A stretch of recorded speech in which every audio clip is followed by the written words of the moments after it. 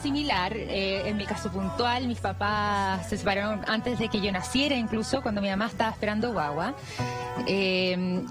Bueno, yo creo que a mí me pasaron varias cosas en el proceso, no solamente desde la infancia, sino que ya incluso ahora en mi vida adulta, que a mí lo que más me dolía, comillas, me chocaba de esto era el hecho de la comparación.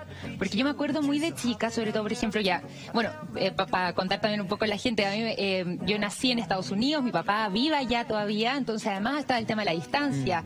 Entonces eso hacía que fuera la relación aún más difícil y por lo mismo yo siempre fui criada por mi mamá, únicamente.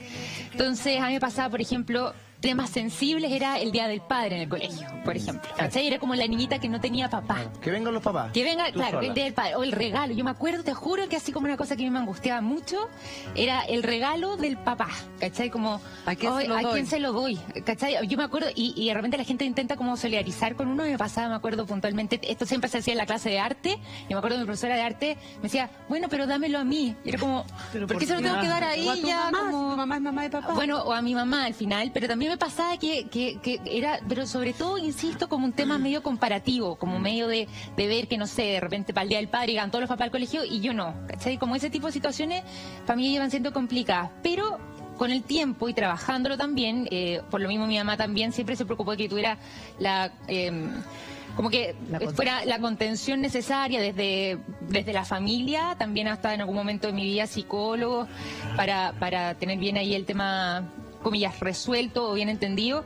Y a mí me fue pasando que más de grande fui entendiendo, bueno, es que esta es mi vida en realidad, no es una figura en mi vida hoy día que sea muy necesaria. Yo siento que, o sea, no estoy diciendo que no sea necesario el padre, no quiero decir algo así, sino que esta es mi realidad y así soy, y este es mi contexto, esta es mi familia. Bueno, a mí me pasa que eso sí, yo siento como figura paterna, y por ejemplo yo el día que me casé, quien hizo como de mi padrino de matrimonio fue quien es además mi padrino de nacimiento, que es uno de mis tíos, y yo siento que por ahí yo tengo una figura paterna un poco más importante. También en su momento fue mi abuelo. ¿Te puedo hacer una pregunta? Bien. En todo ese tiempo que tu papá no estaba con el regalo y todo, ¿sentías la sensación de abandono? Yo siento que sí, porque nosotros tuvimos mucho tiempo incomunicados. Entonces sí pasaba eso, y pasa que claro, en un momento ya un poco más de adolescente se produce de nuevo este reencuentro. ¿Cómo fue eso, Vicky? Perdón. Y eso fue heavy en realidad. ¿Qué edad tenía ahí? Yo ahí tenía como unos 14, no, unos 15 años. ¿Y cómo se dio? ¿En qué contexto? De haber empezado un poco antes, porque porque uno empieza a entrar en una fase, en una etapa, en una edad que ya empieza ya a necesitar un poco más la figura del padre. Entonces a mí me pasaba que yo por lo mismo era, hoy día ustedes me echan tallas, que ordenadita y todo, pero yo era muy rebelde, sobre todo en una etapa de 12, 13, hasta los 17, 18 años era media terrible. Y yo creo que también tenía gran parte que ver con este tipo de cosas. Entonces por lo mismo empecé a tener mucha rebeldía hacia mi mamá. Ya. Como entre culpabilizarla de ciertas cosas, rabias, una serie de cosas que me iban pasando y que yo las descargaba mucho con ella. Entonces, dentro de eso mismo empecé a hacer como a tratar de retomar esta relación con mi papá. Vicky, una pregunta. ¿Desde que naciste hasta los 14 años teníais por lo menos contacto telefónico con tu papá o nada? Es que era como contacto a través de como cierto, no era contacto tan directo en realidad, no era tan fijo, no era constante. Sí, es que era como a través de otro intermedio, la tecnología era menos, entonces por ejemplo el tema de los llamados era caro. No nos juntábamos, entonces por eso tuve un periodo de hartos años de distancia. Claro, donde no se generaba mucho. Pero tú sabías que tu papá estaba en Estados Unidos, o sea, sí, tu mamá siempre te contó la verdad. Ya, sí, no, en ese sentido mi mamá, y también otra cosa, o sea, mis papás, si bien tuvieron su quiebre, mi mamá jamás me habló mal de mi papá, bueno, y viceversa, pero como ya que yo vivía con mi mamá al revés, o sea, todo lo contrario. ¿Y tú, Vicky, hablaste con tu papá sobre el por qué se separó con tu mamá? ¿Lo responsabilizaste?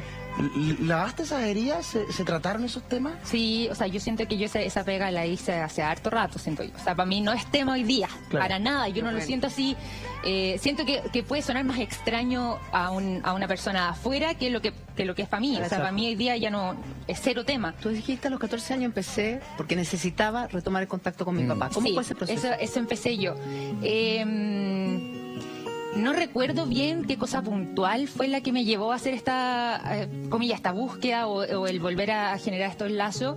yo sentía que era un derecho también mío de volver a tener contacto con mi papá y un poco lo que decía Eduardo, como de volver a resolver algunas dudas, de volver también a crear identidad, porque finalmente, sobre todo, no es consciente, creo yo, que haya sido en ese periodo de mi vida, en esa etapa donde uno está como empezando a desarrollarse como persona, Sí. a crear su identidad, a ver cuáles son sus límites. Entonces yo creo que fue un poco a raíz de eso, yo empecé a retomar este contacto, que inicialmente empezó a ser más como, imagínate la cantidad de años, pero volver a retomar las cartas, volver después ya el contacto de nuevo de los llamados. Nosotros tuvimos muchos años distanciados, entonces todo ese proceso para mí igual era me ponía muy nerviosa, era muy heavy. Vicky, ¿se te hacía imposible saber quién eras? Sin saber de dónde venías, quién era tu padre, cómo era tu padre. Puede ser un poco. Pero Sí, tú fíjate. fuiste la que dio el primer paso en Fui yo la que dio el primer paso, sí. Ese contacto nació más de mi parte. Sí, fue una iniciativa más mía, más personal. Pero yo sí creo que, ¿sabéis qué?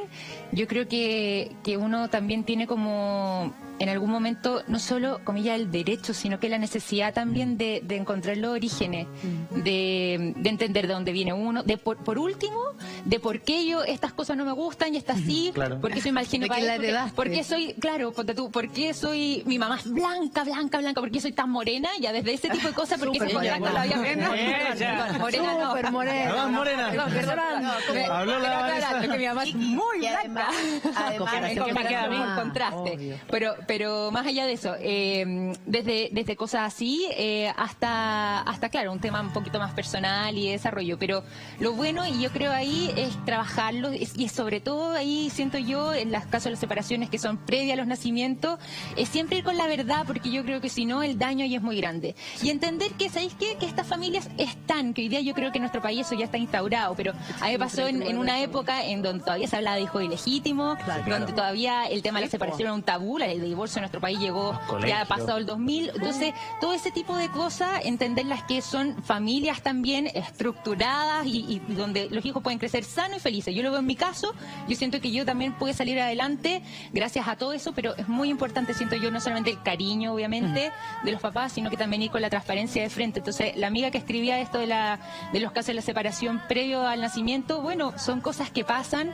Yo creo que ahí el mejor consejo te lo dice alguien que lo ha vivido, es irse con la verdad de frente, obviamente ir contando la verdad gradualmente a cuando vaya creciendo, pero contarle también que es fruto de una historia de amor entre dos personas y que lo que haya pasado, ahí está Qué el lindo, mejor resultado. qué lindo.